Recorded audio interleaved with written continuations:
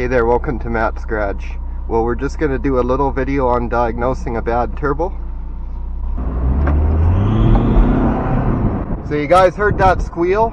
That actually wasn't belt squeal.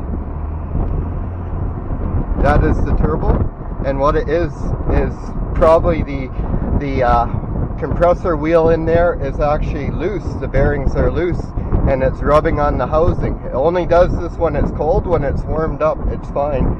So be a little aware if you're test driving a turbo car and they've warmed it up before the test drive. You kind of want to test drive them cold and get on them a little bit when they're not quite warmed up, and just see if they're making noise like that, because that'll be a dead giveaway that you've got a worn out turbo. You can hear it all the way up the hill.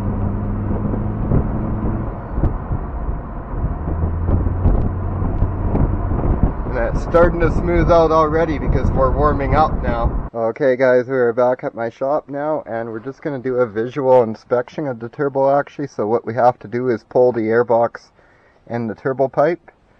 And so there's actually an 8mm down there on the clamp. And so the only tool you're going to need is, you're going to need an 8mm socket, and you'll need a long extension and a nut driver. So this is a extendable nut driver here. So same thing, just if you don't have one of these, get yourself a extension. You just got to reach down there and get at the clamp. And you should kind of make sure things are semi-clean around here first, so that you're not getting dust down into your turbo or anything like that. You can use a flat blade screwdriver too, but of course the socket's a little easier. Okay, and then we're just going to pull the airbox up. Just like that. And then get your hands down there. Don't just pull on the hose, because you might damage the hose. So this is why you want to wait for your car to cool off a little bit if you've just been running it, because it can be quite hot down here by the turbo. But you get your hand, you can actually get it under here and just twist the cuff back and forth a little bit. And once you do that, then it's broken loose from the fitting there, and you can kind of just push it off rather easily. And then there's a hose here, just like a vacuum hose. These things are all really stuck, so just be careful you don't break anything. Okay, it's going to come out of that end, whichever.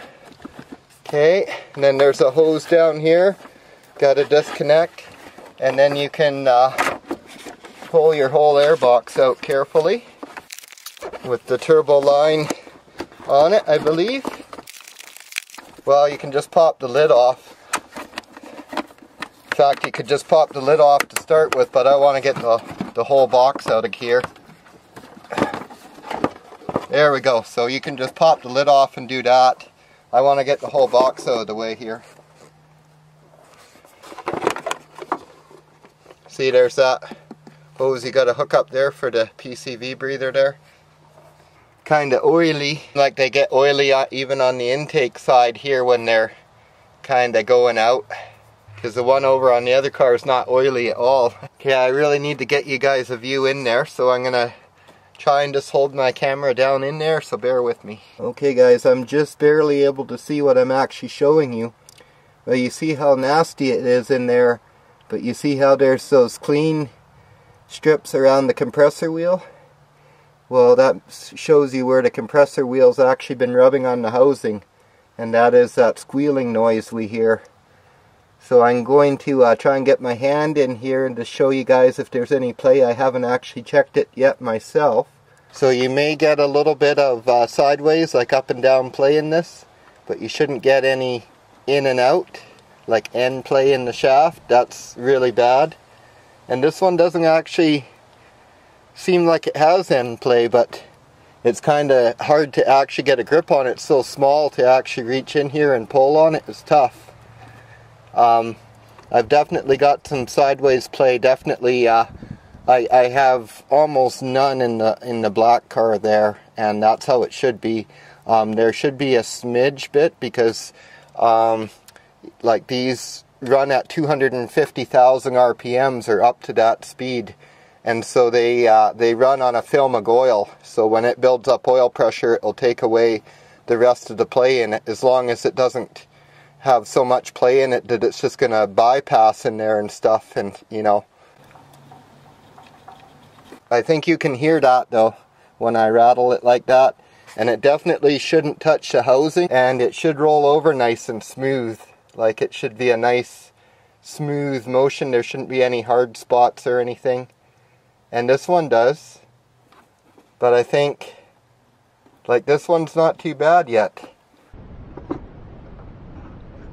So I am hoping to get the rest of the summer out of this turbo, so I'll let you know how it goes. If it fails, I'll make a video on it if it fails completely. Now, they can fail and put metal into your engine. Like, this housing is just aluminum, so if it takes a little bit off the housing, and that's another thing you want to look for, is if there's any shavings or debris in there. If it takes a little bit of that aluminum off, it's not a big deal, but you know, that shaft in there can break, things can seize up in there, and you can get carnage, and it can go into your intercooler and wreck your intercooler. It could make it past your intercooler and wreck your engine, so you kind of want to deal with this sooner than later. I've actually borrowed this turbo off of a friend. This is a failed turbo off of a 6.7 Cummins diesel, like a 2012 Dodge Ram. But a turbo is pretty much a turbo. There are some different kinds of turbos, and there's different kinds of turbo controls, but essentially this is the same sort of turbo that's in a PT. It's got a hot side, that's where the exhaust gases go in, and there's a turbine wheel in there. And then on this side, this is the intake side, the cool side, and it's got a compressor wheel in there, which you can see is extremely loose.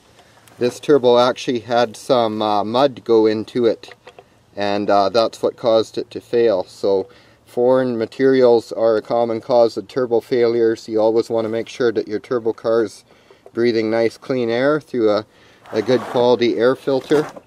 So you can also see this turbo is really oily, so when they do fail, they often will push out oil. So this one is clearly got you know, way too much play in every direction. The main shaft that connects the turbine with the compressor wheel here is actually broken right in half, and you can see there's major damage to everything in here. So a couple tips for turbo usage. One, don't beat on your car until your turbo's warmed up. Like, don't be driving it aggressively when it's cold, because you know, these things rely on oil to cool and lubricate them. So you want, basically you want it all up to temperature. You want your oil up to temperature so that it can get proper lubrication. When you go to park your car, try not to be aggressive on it right before you park it, so your turbo's not, you know, sitting there all heat soaking. You want to, you know, it's oil cooled, so you want to try and cool it off before you shut the car off. Again, I always let my turbo car idle for a little bit before I shut it off, so that you're circulating oil through and cooling this off. And if you don't do that, what can happen is the oil sits in there and, you know, heat soaks with the turbo, and it breaks down and you know, gets all sludgy, and then you don't have proper lubrication on startup. Another thing, make sure your car is idling at the time that you shut it off, because this is always spinning. Even at a dead idle, it's going to be spinning. So if you rev your car, it's really going to spin, and it might take a couple minutes to spool down. These things, when they're healthy, they turn over super easy, so it will sit there and spin down for half a minute after you shut the car off or whatever.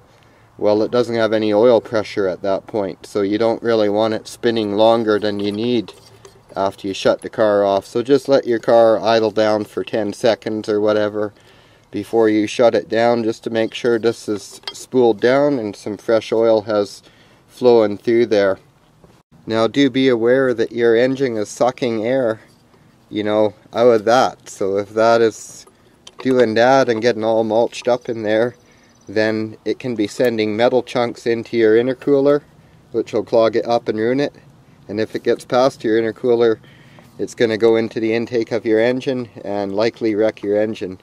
You might get away with sending a little debris in there since this is aluminum housing and everything, but eventually it's going to cause some engine damage. So if you notice, you know, some of the things that I'm mentioning in this video, the screeching noises or other abnormal sounds when you get on the gas hard, you know, if you notice excess amounts of smoke out your tailpipe, or your car's using a lot of oil, or it's down on power, that's another thing. I'm not losing any power with my turbo right now, which indicates it's not yet that unhealthy. But if you're down on power, that's a real sign that your turbo's in bad shape. So you want to attend to that pretty quickly. They can be rebuilt sometimes. It just depends. Normally there is a core value on them, so you know, that's another thing. If it I don't know if that's still got a core value when it's all busted up in there like that. So maybe don't let it go that far if you can avoid it. So one thing you can check, because your turbo, if it does fail, will normally push out oil, at least if it's completely failed. And so you can disconnect that hose off your intercooler there. That's your cool side hose that goes up to your intake. You can disconnect that there and see if there's any oil present in there. And if there isn't, it's a good chance your turbo's still relatively healthy. Okay guys, I'm going to quickly draw you up a diagram of a actual turbo setup, and just basically how everything flows through it, where everything's located in it, because I can show you it on the car, but it's hard to really visualize it and how it all works. So you got a turbo here. I'll write turbo because my drawing is not good. Okay, you got a turbo there, and your engine is here, your exhaust is here, your exhaust connects to the turbo, and it goes through the turbine side of the turbo, which is right here. We're gonna actually use some red to represent that. So that's the hot side. Those are exhaust gases that go through there, and ultimately they go out the exhaust pipe of the car. But before they do that, they go through the turbine wheel of the turbo and they spool up the turbo. Now you have the intake side, which is going to be represented by blue. So you've got the cold air basically going in. Okay, so we'll draw. So this will be your air box. So it's pulling in air. It's pulling in air into the turbo. Now the turbo has to expel that air out, but it compresses it first. So that is going into the compressor wheel, and then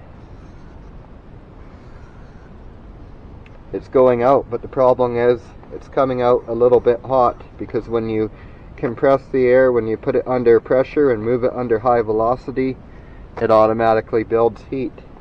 So that's why we have an intercooler on a car. So we'll draw the intercooler in blue, because it's a cool thing. It makes it cool. Okay, so we got that's gonna be our. Okay, and now we have the cold side of the intercooler, where the cooled air comes out, and it comes back around to the intake of the engine.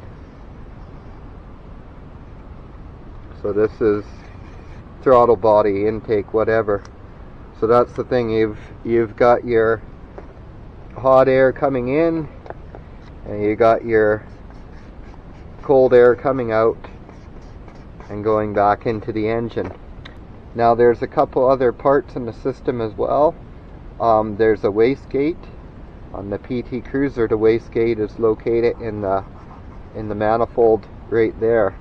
Now I wish I had a wastegate removed from a car to show you, but essentially what it is a spring-loaded little flap that opens up and releases pressure at a certain pressure. So it has a spring tension in it that will release pressure when the internal pressure in the turbo gets higher than you want. So if you only want, 7 psi in the system, then that is going to open up and release pressure once you start boosting over 7 psi. So when you're flooring the car and the turbo's producing more boost than you want in the car, that's what the wastegate does. It relieves that boost pressure, basically regulates the boost pressure that's going back to the intercooler. Now after the intercooler, there's a couple different things you could have here to relieve pressure in the intake pipe, because when you back off the gas of your car, your turbo's still spooled up, so it's still sending compressed air into here, and your throttle plate's closed now. You've let off the throttle, so it's got nowhere to go. So if it didn't release from here, it would actually back up through the intercooler back into the turbo, install the turbo, the compressor wheel, the turbo. So you don't want that. So a common thing that you've probably heard of is a blow-off valve. It's just, it's going to be in line and it's just going to blow it off into the atmosphere, the excess boost pressure. And the PT though has what's called a diverter valve set up. So instead of, it basically works the same as a blow-off valve, but instead of sending the excess boost pressure into the atmosphere, it actually dumps it back into the exhaust. And they have a second kind of diverter system that would dump it back into the turbo directly. But on the PT, it dumps into the exhaust, so you will still hear those noises similar to a blow-off valve. You can hear them blow off, and you can hear the PT blowing off into the exhaust.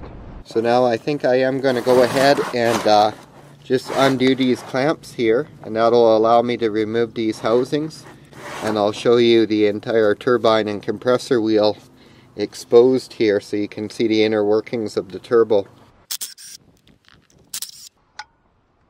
So you can see those grooves there. Those shouldn't be there. It should be perfectly smooth there.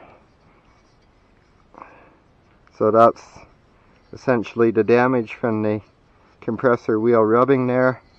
And then you can see there's additional damage on the compressor wheel here. Those are all chipped off and jagged, and of course you can see the ridiculous play.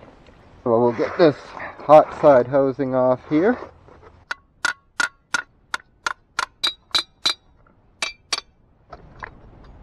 So there's your turbine wheel. You can see it's in pretty rough shape. It shouldn't come off there. As I said, the shaft is sheared right in half on that one. You can really see some serious carnage there. So it's possible that you could still have a turbo issue on the exhaust side.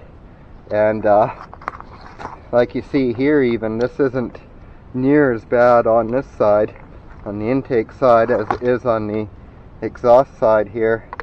Took a lot more beating over here. You can see that is really scarred up in there. And then in there you can see all the heat. Looks like it was super hot and kind of melted the surface of the metal there. I don't know how well that picks up, but that is really rough in there. And that's what happened. It locked up over here, sheared the shaft, and that's essentially how this side, this compressor wheel, got so damaged. Okay guys, I'm just putting this turbo pipe back on, and I just was wiping it out. It's got a lot of soot in it, and I'm going to do the same thing and just wipe in the turbo as best I can there. Of course you want to go around here and just inspect for any cracks, because these are older cars now. This could have cracked, so just don't pull on it too aggressively, but just make sure nothing's cracked on here. You don't want to be pulling air there because it will pull dirt right into the turbo. So I do hope you found this video helpful and informative. Thanks a lot for watching Matt's Garage. Don't forget to like and subscribe, and have yourself a great day. And stay tuned for more PT videos.